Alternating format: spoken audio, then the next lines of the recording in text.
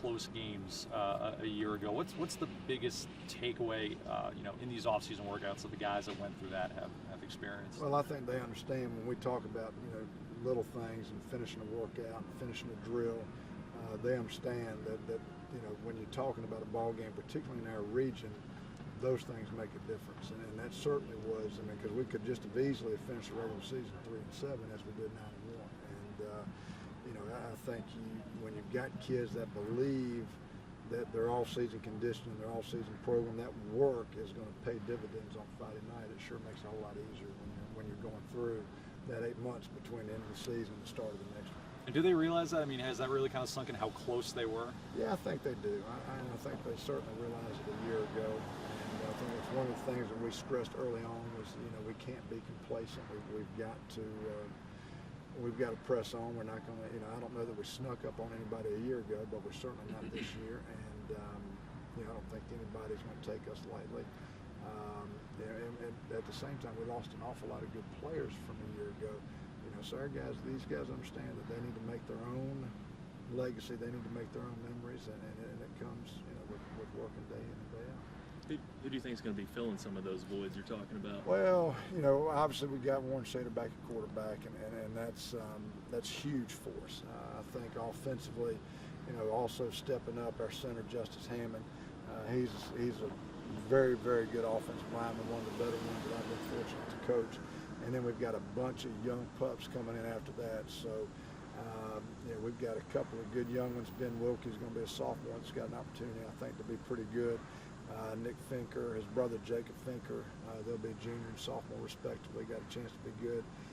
Alex King's going to be a senior that's got a chance to earn some playing time, and then William Roberson's a junior that's going to have a chance to earn some playing time. So, those guys up front offensively have to step it up. Defensively, it's wide open. I mean, we've got some guys that have some experience that have to show a lot of leadership.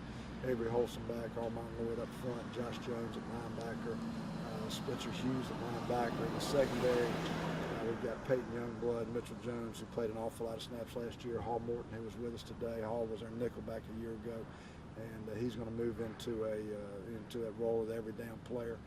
So, those guys have got to step up. The good thing is they're great kids. They got great attitude, work ethic. I think they will. Seeing that jump, going to 9-1 and having such a great year, have you seen that translate into the off-season workouts? Well, I think it has. We've seen our numbers improve. I know my first year, that first fall, we had about 58 on the roster. We're now up to 90 on the varsity roster. And then we got another 40 plus on the ninth grade team. So we've seen a jump there. Again, I think the biggest thing that it's done is our kids realize that there's a reason we do these things. And yeah, it's tough, but it does pay dividends, and there's going to be a reward for their work.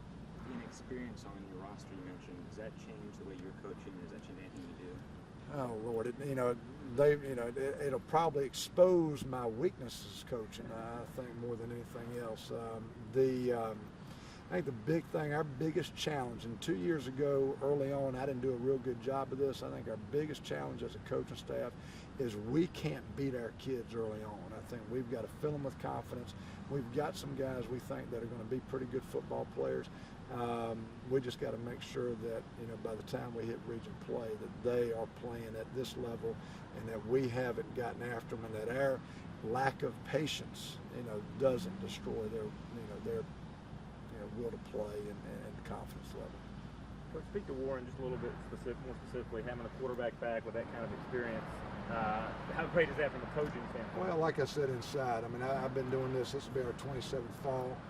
He's as good an option quarterback as I've been around, and I've been fortunate enough to coach some good ones.